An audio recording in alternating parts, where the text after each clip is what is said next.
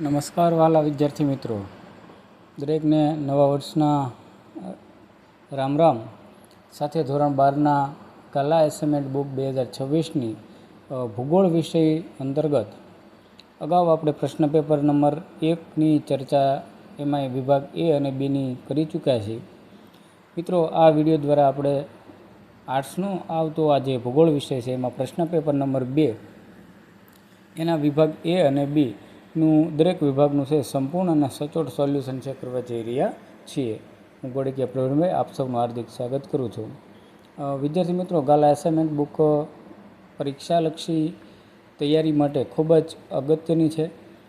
તેના વિભાગ પ્રમાણેનું સોલ્યુશન છે આપણે આપવાનો પ્રયત્ન કરીએ છીએ. તો વધારે સમય નહીં લેતા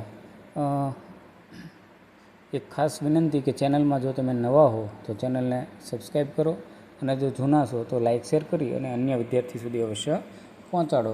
હવે જોઈએ આપણે વિભાગ એ અને બી ભૂગોળ વિશેનું પ્રશ્ન પેપર નંબર 2 તેની ચર્ચા. નમસ્કાર વાલા વિદ્યાર્થી. પ્રશ્નપત્ર 2ની અંદર વિભાગ એની જોઈએ તો નીચે 1 થી 20 હેતુલક્ષી પ્રકારના પ્રશ્નો છે. આપેલ વિકલ્પમાંથી સાચો વિકલ્પ પસંદ કરીને ઉત્તર છે લખવાનો હોય છે. એટલે કે ABCD એ રીતના આપેલા હોય છે, એમાંથી સાચો જવાબ છે આપણે લખવાનો હોય છે. પહેલું છે, સંભવવાદ શબ્દનો સર્વપ્રથમ ઉપયોગ કરનાર કોણ હતા? તો તેનો જવાબ આવે છે લુસિયન ફાવર. આ જે અલગ એટલે કે લાલ કલરથી જે આપેલું છે મિત્રો, એ એનો સાચો જવાબ છે. બીજું છે, માનવ વિકાસ અહેવાલના પરામર્શક ભારતીય મૂળના અર્થશાસ્ત્રી એટલે કે સી અમર્ત્ય સેન. ત્રીજું છે, કેનેડાના ઉત્તર ભાગમાં વસતા લોકો કયા નામે ઓળખાય છે? તો તેનો જવાબ આવે છે એસ્કિમો. ચોથું છે, ઉચ્ચ કક્ષાના નિર્ણાયકો કઈ પ્રવૃત્તિ સાથે જોડાયેલા ગણાય છે? તો તેનો જવાબ આવે છે બી એટલે કે પંચાંગ. પાંચમું છે, USAની સૌથી પ્રસિદ્ધ પાઇપલાઇન કઈ છે? તો તેનો જવાબ આવે છે બિગ ઇંચ. છઠ્ઠો પ્રશ્ન, ભારતમાં હિન્દી ફિલ્મ ઉદ્યોગનું મુખ્ય કેન્દ્ર કયું છે? તો તેનો જવાબ આવે છે મુંબઈ. સાતમો પ્રશ્ન છે, ઓપેક સંગઠનનું વડું મથક એ વિયેતનામ છે. આઠમો પ્રશ્ન છે, ગેટની સમજૂતી અમલમાં લાવનાર સંસ્થા એટલે કે WHO. નવમો પ્રશ્ન, સલાયા કયા પ્રકારનું બંદર છે? તો તેનો જવાબ છે સી એટલે કે ફેરબદલી માટેનું બંદર. 10મો પ્રશ્ન, નીચેનામાંથી કયું શહેર શૈક્ષણિક કેન્દ્ર નથી? તો તેનો જવાબ આવે છે મોડાસા. 11મું છે, અમૂલ ડેરી કયા શહેરમાં છે? તો આપણે સૌ જાણીએ કે આણંદની અંદર. 12મો પ્રશ્ન, વિકાસશીલ દેશોની મુખ્ય સમસ્યા કઈ છે? એ ગરીબી. 13મું છે, દ્વિતીયક માહિતી એટલે શું? તો તેની અંદર જવાબ છે સી પ્રકાશિત સાહિત્યમાંથી લીધેલી માહિતી.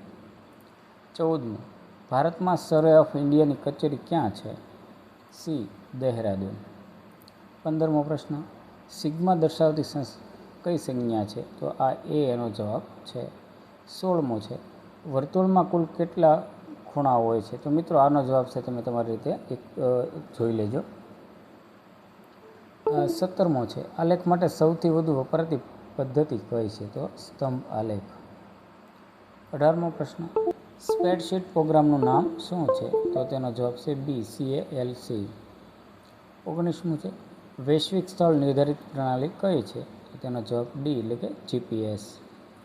20મો પ્રશ્ન, હાર્ડવેર અને સોફ્ટવેરના વિનિયોગથી શું કાર્યરત થાય છે?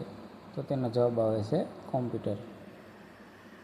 તો આ રીતે વિદ્યાર્થી મિત્રો આપણે આ 1 થી 20 પ્રકારના જે પ્રશ્નો છે જે વિકલ્પ બહુ વિકલ્પવાળા હતા એની ચર્ચા કરી.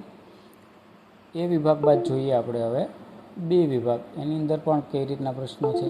તો નીચે આપેલા 21 થી 30 પ્રશ્નોનો એક વાક્યમાં ઉત્તર લખો, પ્રત્યેકનો 1 ગુણ. એમાં 21મો છે, જીન બુન્સે આપેલી માનવ ભૂગોળની વ્યાખ્યા આપો.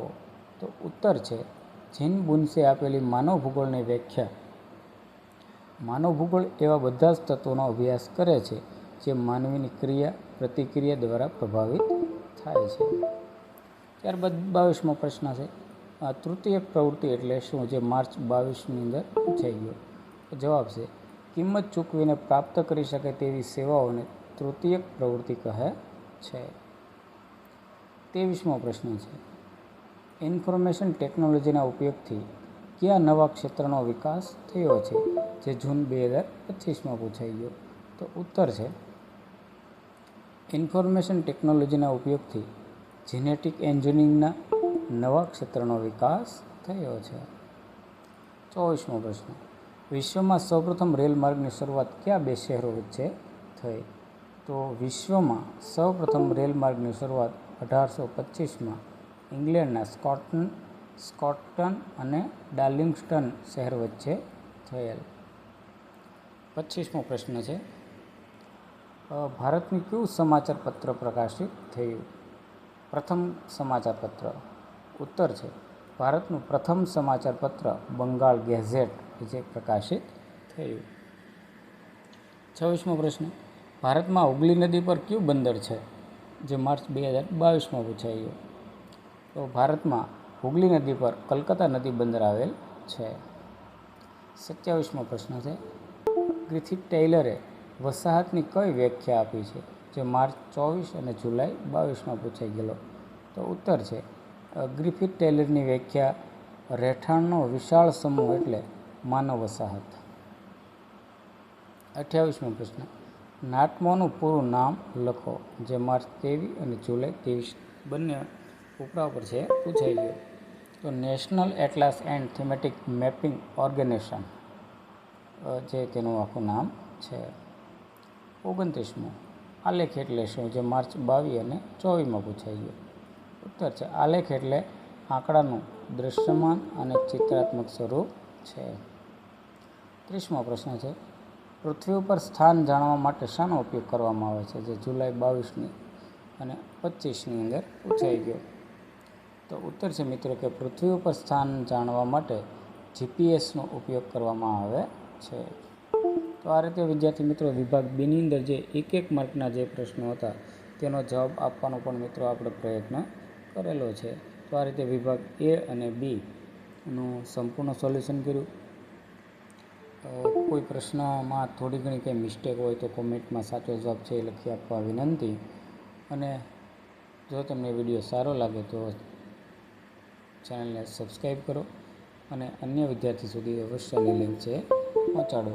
હવે મળીએ આપણે હવે પછીના વિભાગોમાં એક નવા જ વિડીયોમાં.